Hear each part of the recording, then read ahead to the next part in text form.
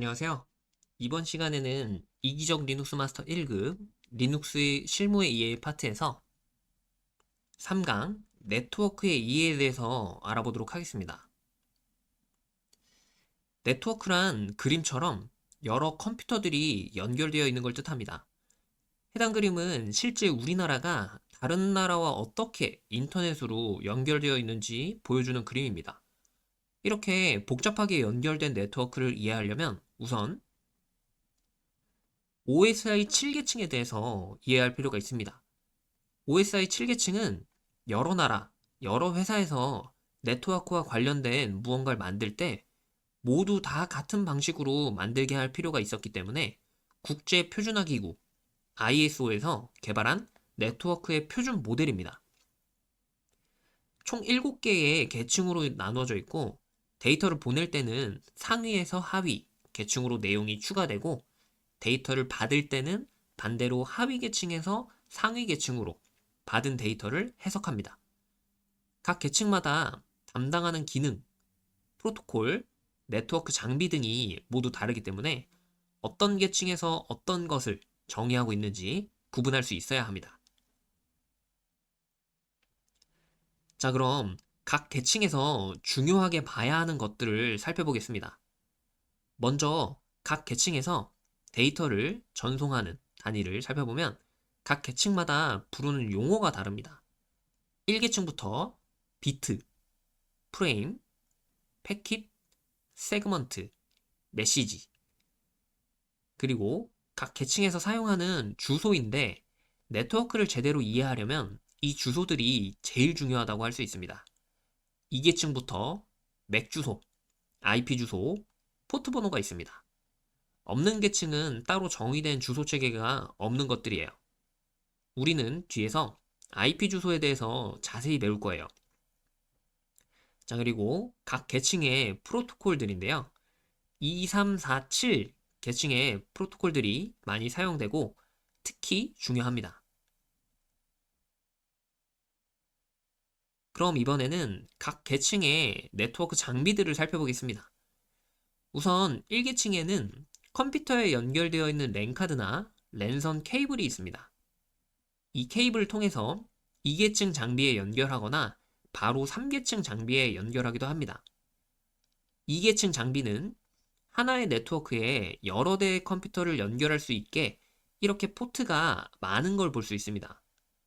대표적으로 스위치라는 장비가 있습니다. 3계층 장비는 라우터가 있는데 서로 다른 네트워크와 네트워크를 연결시켜주는 역할을 하기 때문에 스위치보다 포트의 수가 적은 걸 볼 수 있습니다. 실제로 연결된 모습을 보면 이런 식으로 연결된다고 보시면 됩니다. 여기 보이시는 장비가 스위치, 여기 보이시는 장비가 라우터인데 여러분들의 집에 있는 공유기도 라우터와 비슷하다고 보시면 됩니다. 이런 장비들은 연결되는 방식에 따라서도 구분될 수 있는데 이렇게 스위치처럼 중앙의 장비에 여러 대가 연결되어 있는 형태를 스타형이라고 합니다. 그리고 각각의 장비가 이렇게 얽히고 설켜서 연결된 형태를 메쉬, 망형이라고 합니다. 이렇게 연결된 컴퓨터와 컴퓨터가 데이터를 주고받는 것이 인터넷인데요. 그림을 조금 간소화했지만 엄청 많은 컴퓨터와 네트워크 장비들이 인터넷에 연결되어 있는데 어떻게 원하는 특정 컴퓨터와 연결해서 데이터를 주고받을 수 있을까요?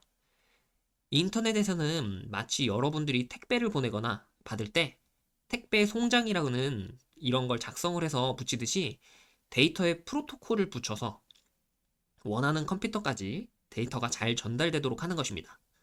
이 프로토콜도 각 계층별로 나눠져 있는데 다시 한번 살펴보면 4계층에는 TCP, UDP가 대표적이고 3계층에서는 ARP, IP, ICMP, 2계층에서는 이더넷, PPP 등이 있습니다. 이 프로토콜들의 각 계층의 주소들이 들어가게 되는 것이죠. 먼저 4계층 프로토콜부터 살펴보도록 합시다. 4계층의 역할은 프로그램과 프로그램을 연결하는 역할을 하는데 이때 컴퓨터에서 실행 중인 여러 프로그램 중에서 원하는 특정 프로그램을 찾아가기 위해 포트 번호라는 주소를 사용합니다. 우리가 웹브라우저라는 프로그램을 웹서버 프로그램으로 찾아갈 때 우리는 49,125번부터 65,535번 중 랜덤한 번호를 사용을 합니다. 그리고 서버는 특정 프로그램에서 많이 사용하는 번호를 사용합니다. 예를 들면 웹서버라고 하면 80번과 443번 같은 번호를 사용하고 DNS 서버라고 하면 53번과 같이 정해진 번호들이 있습니다.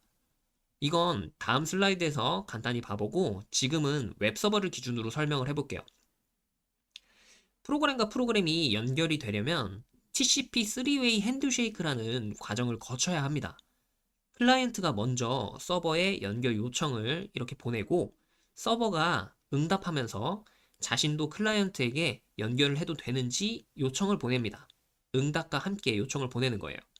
그리고 마지막으로 클라이언트가 서버의 요청을 허락하면 두 프로그램이 연결이 되는 겁니다.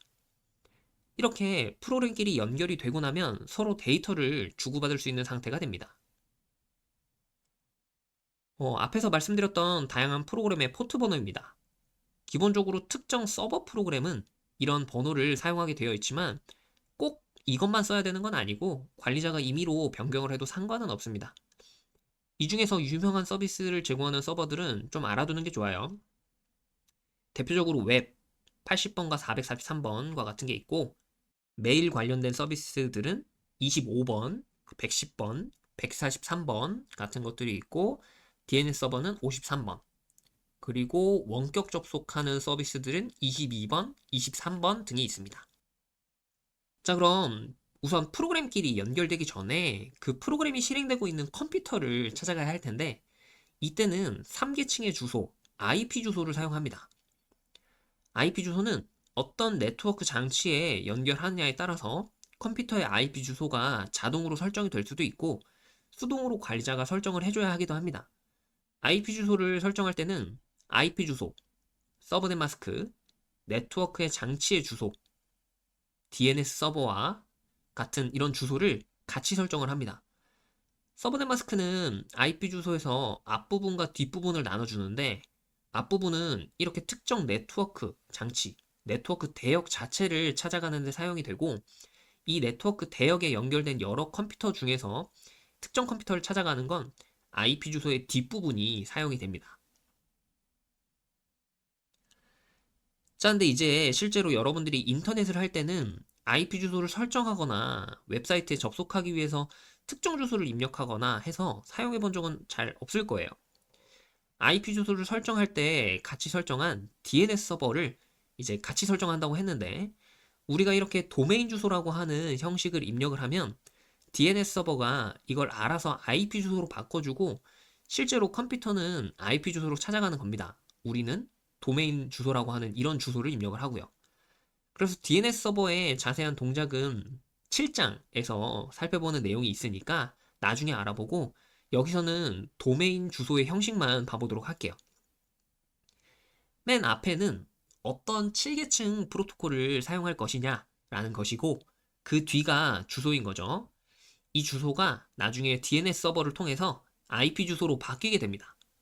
그럼 바뀐 이 IP 주소를 이용해서 컴퓨터를 찾아가고 그 컴퓨터에서 실행 중인 여러 개의 프로그램 중에서 특정 프로그램을 TCP에 들어있는 포트 번호를 이용해서 찾아가서 연결을 하고 통신을 하게 되는 거죠. 자, 그럼 이번에는 우리가 배웠던 주소 중에서 IP 주소를 직접 설정하는 방법에 대해서 알아보도록 할게요.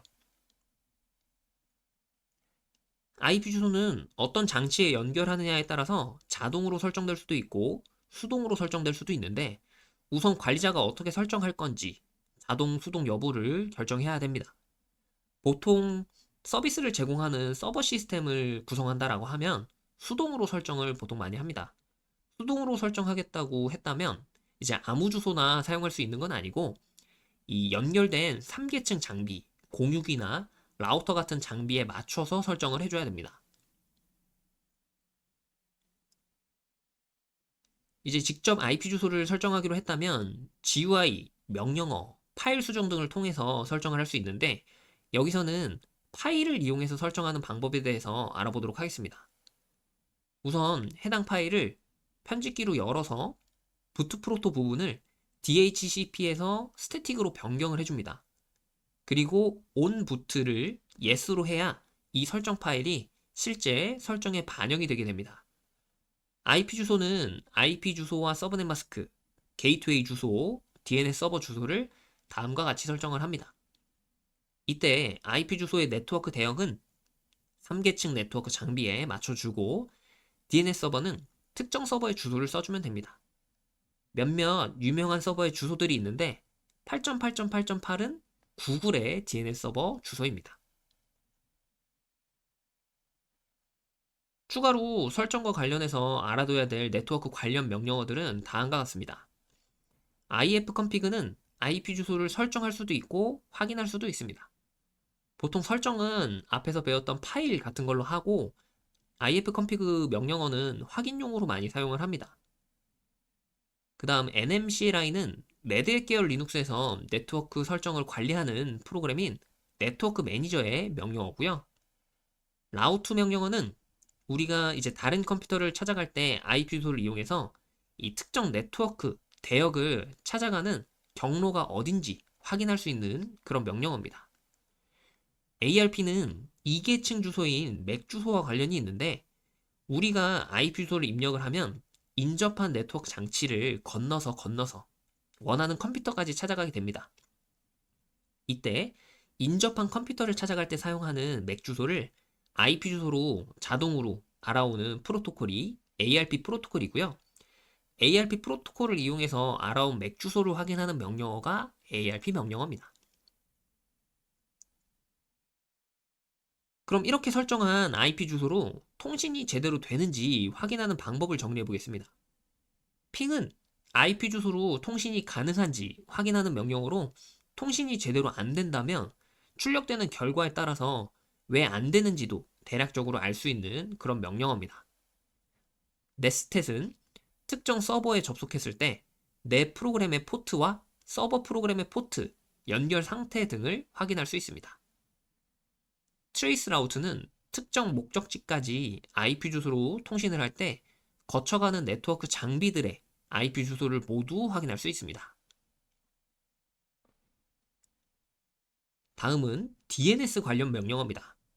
NSLOOKUP은 도메인 주소를 입력했을 때 DNS 서버가 IP 주소로 바꿔준다고 했는데 어떤 도메인 주소를 어떤 IP 주소로 바꿔주는지 확인할 수 있는 명령어입니다. 우리가 도메인 주소를 IP 주소로 알아올 때 하나의 DNS 서버만 쓰는 게 아닌데 dig 명령어는 NSLOOKUP처럼 IP 주소 알아오는 것을 알려주는 건 똑같지만 좀 더 상세하게 어떤 서버를 통해서 또 어떤 서버를 통해서 거쳐서 IP 주소를 알아왔는지 알려주는 그런 명령어입니다. 자, 이번에는 IP 주소를 한번 직접 설정을 해보고 네트워크 관련된 명령어들을 좀 몇 개 실행해 보도록 하겠습니다. 우선 IP 주소를 설정을 하려면 가상의 공유기를 먼저 만들어서 해당 가상의 공유기에 우리의 컴퓨터를 연결시켜 줘야 됩니다. 먼저 컴퓨터 전원을 끄고 버추얼박스에서 이렇게 네트워크 탭으로 가서 NAT 네트워크라는 곳에서 네트워크 장치를 하나 만들어 줄 거예요. 그러면 이름이랑 IP 버전 4 접두사를 설정을 해주면 되는데 이름은 그냥 알아볼 수 있는 이름 아무거나 써주시면 됩니다. 네트워크 접두사는 우리가 이 공유기에 연결된 컴퓨터랑 이 공유기가 내부에서 사용할 사설 IP 네트워크 대역을 설정을 하는 거예요. 그래서 마찬가지로 아무 주소나 설정을 하면 되는데 좀 편리한 주소를 설정을 해보도록 할게요.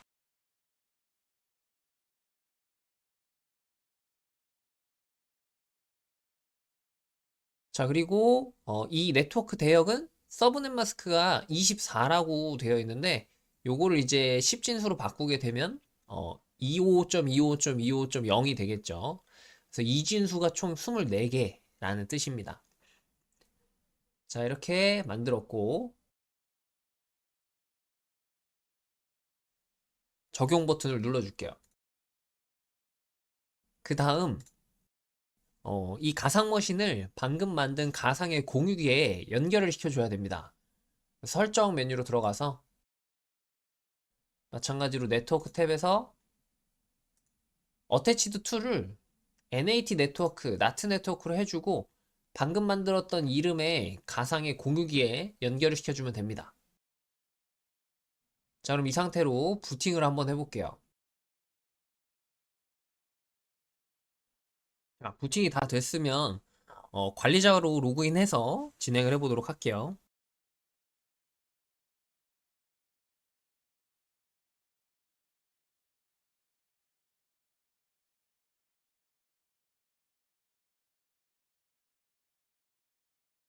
자, 관리자로 로그인을 했으면 일단 IP 주소를 설정하기 전인데 어떻게 지금 설정이 되어 있는지를 확인을 해보겠습니다. ifconfig 명령어를 치면 IP 주소를 확인할 수 있습니다. 현재 저는 EMP0S3이라고 하는 이런 네트워크 장치에 IP 주소를 딱히 설정하지 않았기 때문에 IP 주소가 안 보이는 걸 좀 확인을 할 수가 있죠. 그 다음 핑 명령어는 해당 IP 주소와 통신이 되는지 확인하는 명령어인데 8.8.8.8은 구글 DNS의 서버 IP 주소입니다. 구글 DNS 서버 같은 경우에는 지금 인터넷 상에 지금 지구 반대편 미국 쪽에 있는 서버일 테니까 인터넷이 정상적으로 된다면 통신이 되겠죠. 자, 근데 지금 IP 주소를 아직 설정을 안 했으니까 네트워크 이제 언리처블 이라면서 통신이 제대로 안 되는 걸 볼 수 있습니다. 그러면 IP 주소를 설정해보고 마찬가지로 if config으로 IP 주소 확인 및 핑으로 통신 확인을 해볼게요.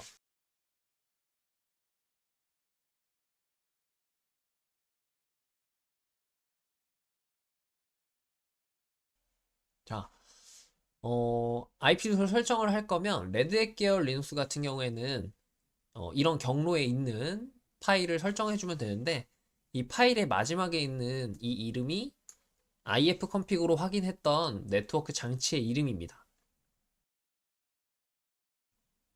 설정을 할 때는 부트프로토 부분이랑 온부트 부분을 설정을 해주시면 됩니다. 일단 저는 수동으로 설정할 거기 때문에 부트프로토 부분을 스태틱으로 변경을 해줄게요.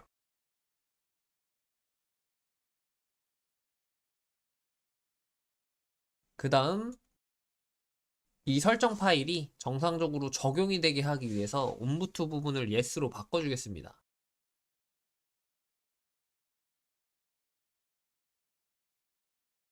그리고 이제 IP 주소를 설정을 해줄게요.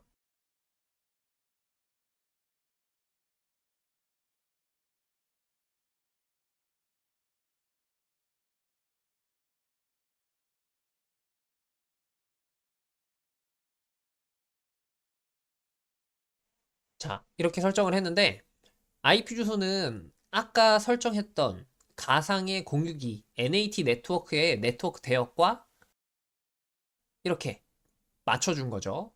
그래서 네트워크 대역은 앞부분을 의미를 하는 거니까 이렇게 앞부분을 맞춰주고 그 다음 뒷부분은 해당 네트워크 대역에서 사용할 수 있는 IP 주소 중에 다른 사람이 사용하지 않는 그런 번호를 사용하면 됩니다. 앞부분과 뒷부분을 나누는 기준이 이 서버넷 마스크가 되는데 저는 지금 아까 가상의 공유기에서는 이런 식으로 24비트로 설정을 했으니까 이걸 10진수로 바꾸면 252525가 된다 그랬죠? 자, 그 다음에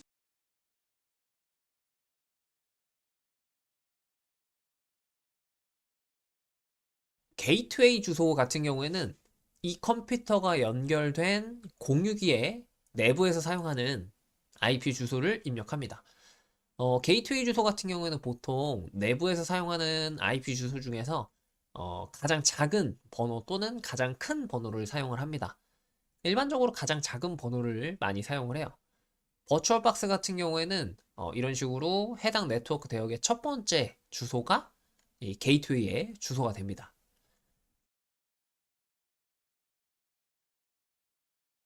자, 이렇게 설정을 하고 IP 주소를 적용을 시켜줄 거면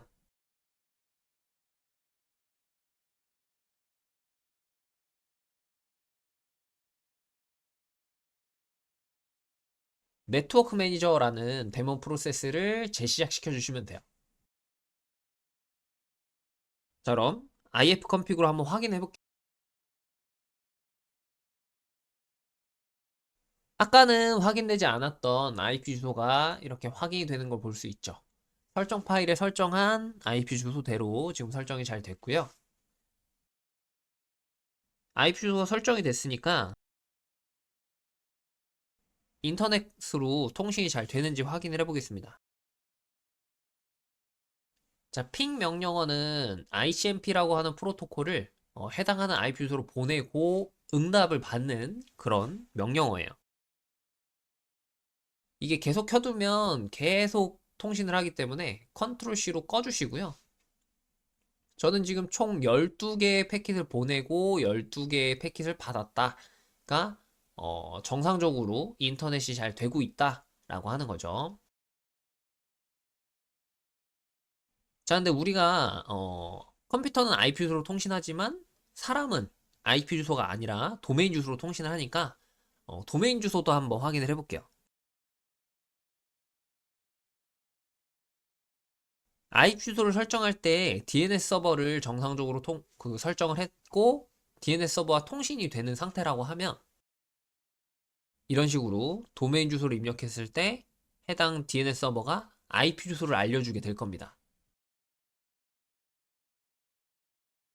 그러면 이제 이 도메인 주소를 입력했을 때 알아서 리눅스 운영체제가 DNS 서버한테 물어봐서 IP 주소를 알아오고 실제 컴퓨터는 이런 IP 주소로 통신을 하는 거죠.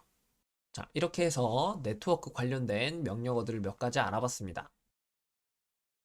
자, 이번 시간에는 네트워크의 기본 개념인 OSI 7계층을 기준으로 각 계층에서 사용하는 데이터 단위와 주소 체계, 그리고 주요 프로토콜과 장비들에 대해서 살펴봤습니다. 또한 IP 주소와 포트 번호, DNS와 같은 네트워크 통신의 핵심 요소들이 어떻게 동작하는지도 간단히 확인해봤습니다.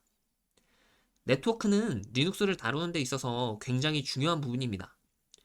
오늘 배운 내용은 개념을 주로 배웠고, 그렇기 때문에 이걸 잘 정리해두면 이후에 서버 관리, 보안, 서비스 운영까지 모두 이어지는 기반이 될 수 있습니다. 다음 강의에서는 더 구체적으로 리눅스를 활용하는 방법에 대해서 익혀보도록 하겠습니다. 오늘도 수고 많으셨습니다. 감사합니다.